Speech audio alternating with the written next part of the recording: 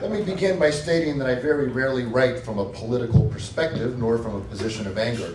So in a sense, it pains me to realize that I've been driven to do this from the current political environment in which we find ourselves. In a sense, it pains me to realize that I am angry. And I'm not talking about the kind of anger expressed by the fictional network news anchor Howard Beale. You may recall in the 1976 film Network, he was ranting at the television camera, "I'm mad as hell and I'm not going to take it anymore." No, I'm not ranting at the world, at my TV screen, or even at you. I'm certainly not trying to influence a U.S. population sliding down a slippery slope of hatred, bigotry, nationalism, and political dysfunction. No, I'm simply angry at myself for simply being angry. Krzyzewski knew it wasn't good for us to spiral down into this type of emotional despondency, and he spent a lifetime trying to help us attain a state of thalamo-cortical integration through the development of systems and techniques aimed to carefully get us to the object level associated with emotion. He challenged us to do more than just feel our anger, but rather engage in what we call the Krzyzewskian pause. In many ways, this essay is a Krzyzewskian pause, an opportunity for me and for us to pause and attempt to rationally evaluate the contemporary political environment through extensional evaluations instead of our own intentional biases. The genesis of this paper began with a recent rereading of a 2009 essay by Terry Bardini titled Krzyzewski and Cyberculture, in which he posits two questions. At the satellite resolution of Google Maps, doesn't the map look like the territory? And what if the territory is digital? Isn't the map the territory? I'll return to these questions in the second half of the essay as part of my attempt to understand and perhaps come to some sense of closure to my frustrations mentioned earlier. As I write these words, the temperature in California is an unseasonably warm 91 degrees in the middle of October. Some 30 miles north from my Oakland home, wildfires have finally stopped ravaging the Northern California wine region, with thousands of acres turned into charred ruin, dozens of lives lost, hundreds of homes destroyed, and scores of people left homeless. Many who were forced to evacuate their homes are returning to the realization that they will be without electricity, water, and sewage for weeks, or maybe even months. And it will be years before life returns to normal for the residents of these affected communities. But California isn't alone in their environmental problems. This year's Atlantic Basin hurricane season was among the top 10 most active in history, with 204 major hurricane events through the month of September, including the devastating storms that ravaged Puerto Rico, Florida, New Orleans, and Houston. I personally vividly recall the arrival of Hurricane Sandy to New York during the 2012 AKML. I was stranded here for a week trying to make my way back home to the West Coast. And the Washington Post just recently reported that weather systems like Hurricane Sandy, one of the most damaging weather events in history, could move from a 1 in 500 years event in 1800 to a 1 in 25 years event today. And by the year 2045, just 18 years from now, such storms could become a 1 in 5 years event, according to the most recent projections.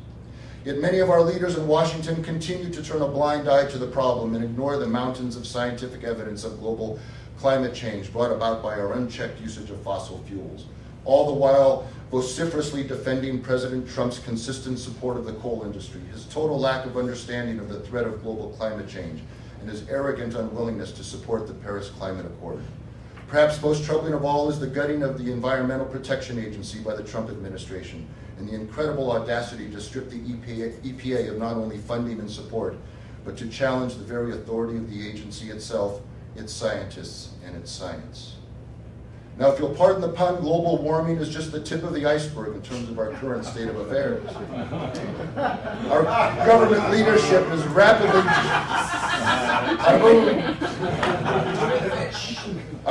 leadership is rapidly driving us down the rabbit hole of nationalism and the resulting myopic bigotry of the alt-right movement.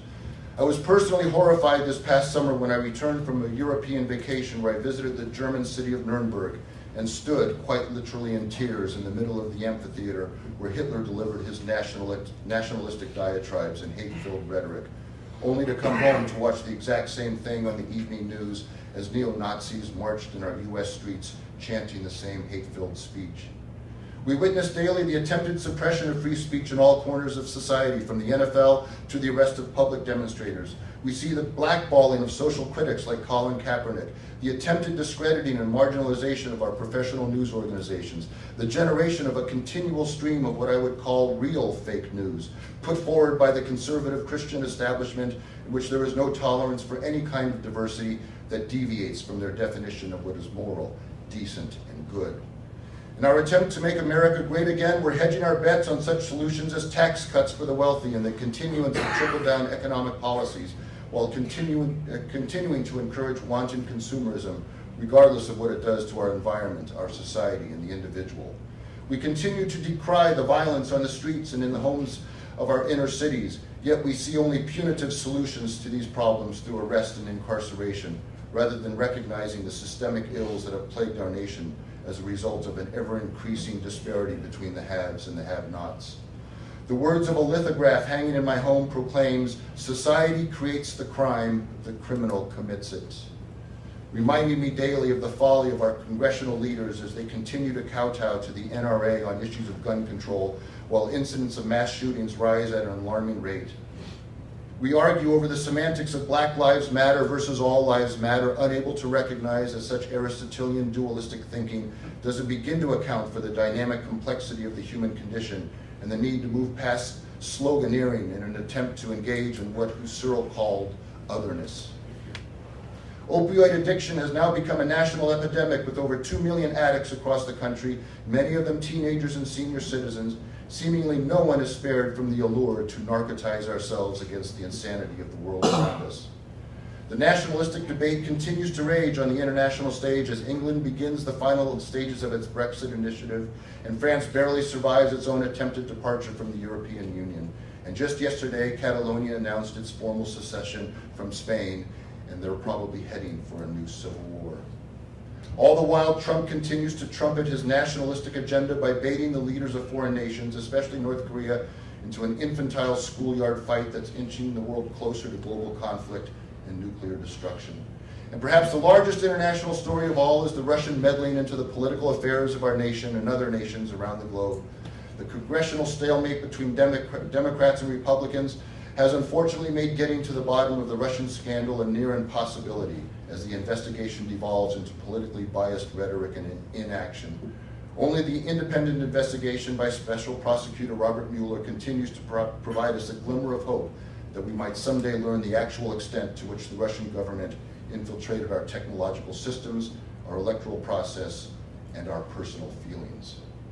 The Russian cyber attack on the US brings us back to the two questions raised by Terry Bardini at the beginning. The first and lesser important of the questions asked, at the satellite resolution of Google Maps, doesn't the map look like the territory?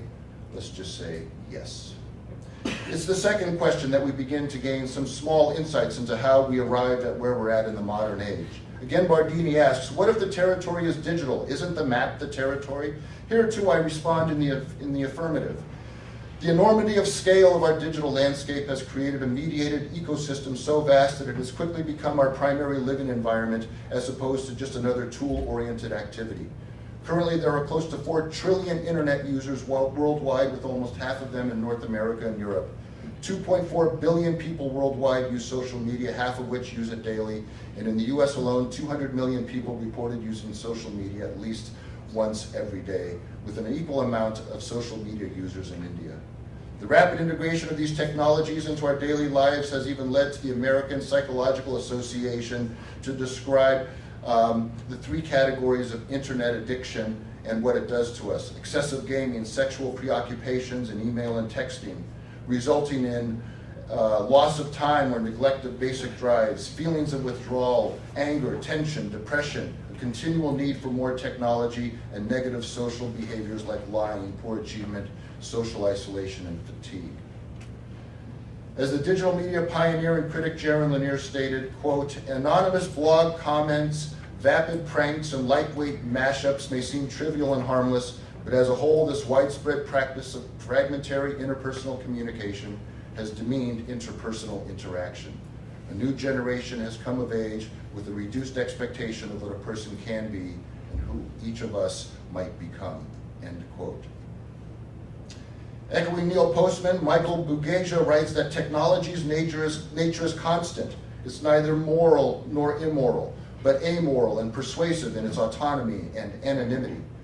Sherry Turkle amplifies this when she wrote that we really don't need to keep computers busy, they keep us busy. She goes on to add that the digital bonds that hold us together are no longer ethical, they're digital. The result of this is the giving way of the traditional linear communication model into a prosumer process in which consumers of content are also producers of content, in an ongoing feedback loop of self-reinforcement resulting in the blurring of our private life, work life, and social life. We have immersed ourselves almost entirely into the digital world. As Hayakawa warned us when he stated that people who identify with institutions or systems have their own way of looking at things.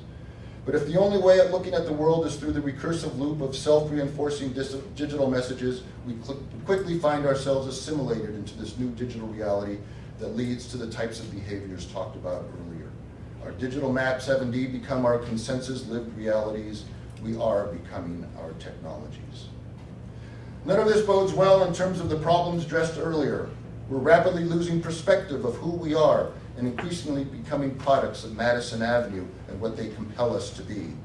The internal cognitive dissonance this causes is evident in all of us and is reflected in much larger ways in the institutional leaders in the Oval Office, the halls of Congress, and even in the Supreme Court. And so where do we turn? To whom can we look for guidance, leadership, and wisdom? Where will our inspiration come from to forge a better tomorrow for our children and our children's children? We can begin our efforts here today with the conversations that we have together. We can begin with the practical and pragmatic application of general semantics principles.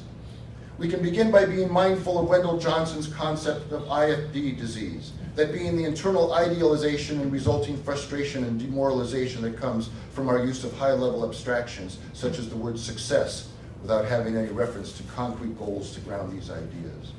To combat IFD disease, Johnson encourages us to look into the language of science. This was eloquently explained by Lance Straight in a recent podcast of an interview he did at Grand Valley State, in which he described the language of scientists as using operational and specific concrete definitions. In other words, we must return to rational thought, which hopefully will result in rational discourse leading to rational action. We can no longer afford to yell at the TV screen when we're mad as hell and aren't going to take it anymore. Likewise, we can neither shrink back, bury our heads in the sand, and spiral into feelings of despair. We must instead continue to use truly informed sources to provide us with perspective on the world. We must look for the next generation of leaders who are committed to leading without a personal agenda. We must support and encourage each other to not lose faith in either ourselves or this fragile experiment called democracy. We must challenge those who want to maintain the old world order of disunity and bigotry, not necessarily through loud public demonstrations, although that is necessary at times, but rather challenge through a purposeful, engaged, and daily dialectic with all those we meet whose views are contrary to our fundamental democratic ideals. We must be ever vigilant and self-reflective of our own individual propensities to live in the cyber world rather than the engaged world of interpersonal dialogue. We must continually look to the vast body of GS literature for inspiration. We must continue to incorporate these principles and practices into our school's curricula. We must learn to quiet the noise of our own internal frustrations and begin to trust in the power of conversation and human interaction. We must continue at all costs to be kind to each other and treat everyone as we wish to be treated. In other words, we must never lose sight of our humanity and those attributes that define for us what it means to be human. I conclude my thoughts today with a prayer from Mother Teresa of Calcutta.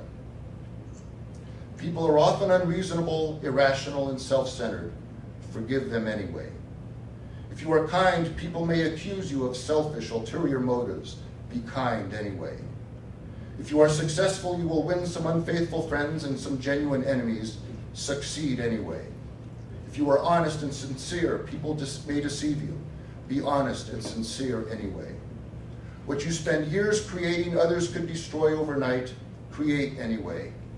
If you find serenity and happiness, some may be jealous. Be happy anyway. The good you do today will often be forgotten. Do good anyway. Give the best you have, and it will never be enough. give your best anyway. For you see, in the final analysis, it's between you and God. It was never between you and them anyway.